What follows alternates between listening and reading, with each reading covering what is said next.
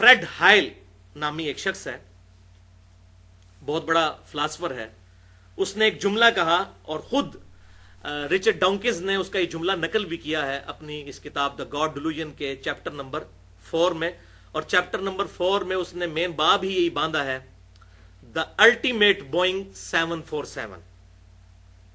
तो वो कहता है ये तुम कह रहे हो बोइंग 747 खुद ब खुद बन गए, तो सबसे बड़ा बोइंग 747 तो खुद गॉड है, वो कैसे खुद ब खुद बन गया फिर?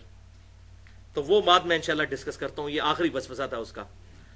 तो बहरहाल फ्रेड हाइल का जो जुमला है गोल्डन कोट, जबरदस्त, ये मैं लफ्ज ब लफ्ज पढ़ के सुनाता हूं जो द गॉड डिल्यूजन में भी उसने नकल किया। Probability of life originating on earth is no greater than the chance that a hurricane sweeping through a scrapyard would have the luck to assemble a Boeing 747। Fred हाइल कहता है कि इस बात का इम्कान कि जिंदगी खुद ब खुद जमीन पर पैदा हो गई, इससे ज्यादा इम्कान नहीं है कि कोई हवाई तूफान चले और वो कूड़े के ढेर से चीजें जमा करके तो एक 747 बोइंग त्यारा तैयार कर दे। ये तो फिर भी हो सकता है, इससे ज्यादा मुश्किल फिनोमेना जो है वो जिंदगी का प्रोड्यूस होना है जमीन के ऊपर। और जाहिर है कि हमें तो कभी वहम भी नहीं आएगा।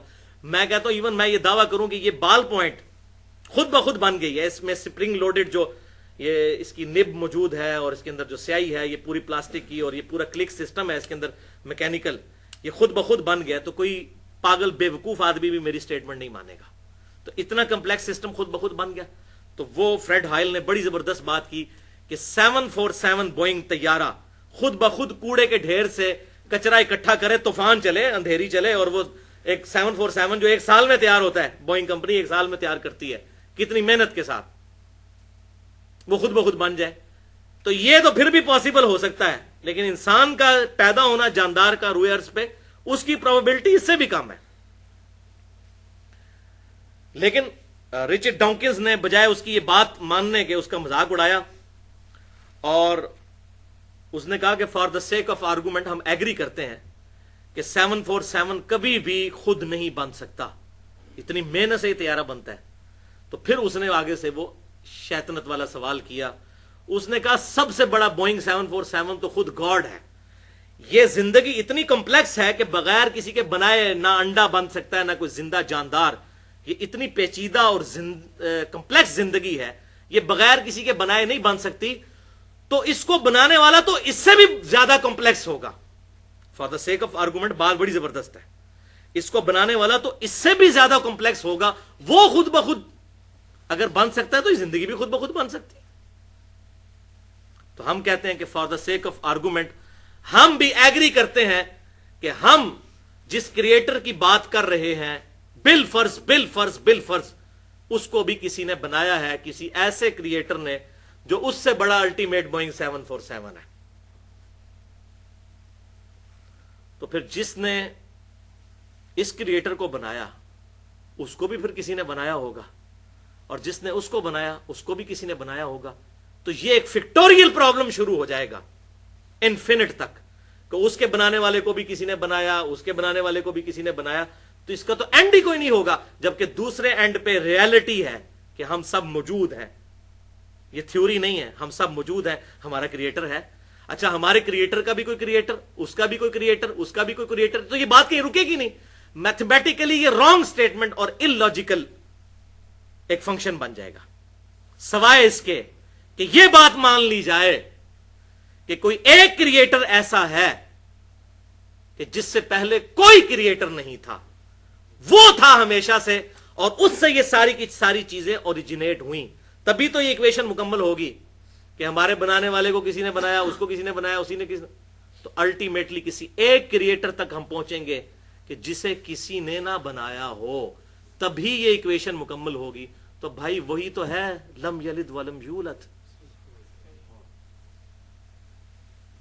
जो किसी से जना नहीं गया, लम यलिद वलम यूलद। और कुर्बान जाऊं आप सल्लल्लाहु अलैहि वसल्लम के, बुखारी और मुस्लिम की मुत्तफकुन अलैह हदीस है, आप सल्लल्लाहु अलैहि वसल्लम ने इरशाद फरमाया कि एक जमाना आएगा کہ لوگ آپس میں یہاں تک سوال کریں گے کہ یہ کائنات اگر اللہ نے بنائی ہے تو اللہ کو کس نے بنایا ہے. تو رچرڈ ڈاؤکنز کی کتاب پڑھ کے تو مجھے وہ یقین آیا کہ واقعی آپ صلی اللہ علیہ وسلم نے سچ فرمایا تھا. اور ایک اور حدیث بخاری اور مسلم کی ہے، اس میں آیا کہ شیطان آتا ہے انسان کے پاس، وہ کہتا ہے یہ چیز کس نے بنائی، یہ کس نے بنائی. الٹیمیٹلی پوچھتا ہے اللہ کو کس نے بنایا. جب یہ کہے تو تم کہو اعوذ باللہ من الشیطان الرجیم اور اللہ کی پناہ حاصل کر لو. لیکن اس کا ایک ترک صحیح سند کے ساتھ سنن ابی داؤد میں انٹرنیشنل نمبرنگ کے مطابق 4723 اور سنن نسائی الکبریٰ میں 10497 نمبر حدیث ہے. بہترین یہی حدیث ہے کہ شیطان آ کے سوال کرتا ہے تو اس میں آپ صلی اللہ علیہ وسلم نے فرمایا کہ تم کہو فقولوا اللہ احد اللہ الصمد لم یلد ولم یولد ولم یکن لہ کفوا احد. تم کہو کہ اس نے بنایا ہے مجھے جو اکیلا ہے، اس کا کوئی ثانی نہیں ہے، بے نیاز ہے، نہ اس نے کسی کو جنا نہ وہ خود کسی سے جنا گیا، اور اس کی برابری کا اس کی ٹکر کا کوئی نہیں ہے. یہ سورۃ الاخلاص جو ٹچ سٹون آف تھیالوجی ہے، توحید کا سمجھ لیں کسوٹی، جو یہ گولڈ سمتھ سنیاروں کے پاس کسوٹی ہوتی ہے نا، ٹچ سٹون آف تھیالوجی سورہ اخلاص ہے. تو تم یہ سورہ اخلاص پڑھ دیا کرو. اور ایک اور حدیث بخاری اور مسلم کی ہے جس میں آپ صلی اللہ علیہ وسلم نے ارشاد فرمایا کہ جب شیطان یہ وسوسہ دلائے تو کہا کرو آمنت باللہ ورسولہ، میں ایمان لایا اللہ پر اور اس کے رسولوں پر. اب یہ کہنا تو بڑا سادہ تھا جملہ ہے، لیکن اس کے پیچھے کیا فلسفی ہے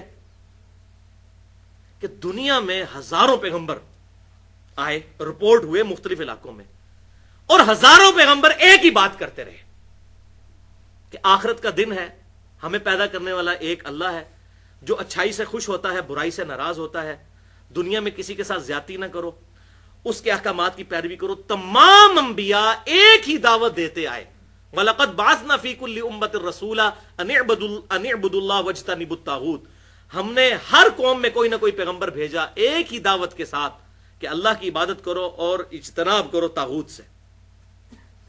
ہزاروں پیغمبر ایک ہی بات کرتے آئے. بھائیو یہ اتنا بڑا اتفاق کیسے ہو سکتا ہے کہ ہزاروں پیغمبر ایک ہی بات کریں؟ اگر معاذ اللہ استغفر اللہ ان کا نظریہ اپنے آپ کو پروموٹ کرنا ہو تو ہر ایک نیا کانسیپٹ لے کے آئے. ہزاروں پیغمبروں کا ایک بات کرنا خود اللہ تعالیٰ کی وحدانیت کی ایک بہت بڑی دلیل ہے. اور پھر ان کا کریکٹر کہ وہ پیغمبر ایسے کہ پوری قوم ان کے کریکٹر کو ماننے والی. ہزاروں پیغمبر مختلف قوموں میں ہر جگہ ان کا کریکٹر ایک اور سب ایک بات کریں. اتنا بڑا حسن اتفاق کیسے ہو سکتا ہے؟ اس کی تو زیرو پروبیبلٹی ہے. اب آپ کو بات سمجھ آئی ہے بخاری اور مسلم کی کہ جب شیطان وسوسہ دلائے تو کہو آمنت باللہ ورسولہ، میں ایمان لایا اللہ پر اس کے رسولوں پر. ہزاروں سچے پیغمبر جھوٹی بات نہیں کرتے جن کا کریکٹر انسانیت نے مانا ہوا ہے. اللہ اکبر. تو یہ لاجیکلی وسوسہ کل ہوا. اب آخری 4-5 منٹ میں ضمناً میں وہ بات بھی ایڈریس کر دوں.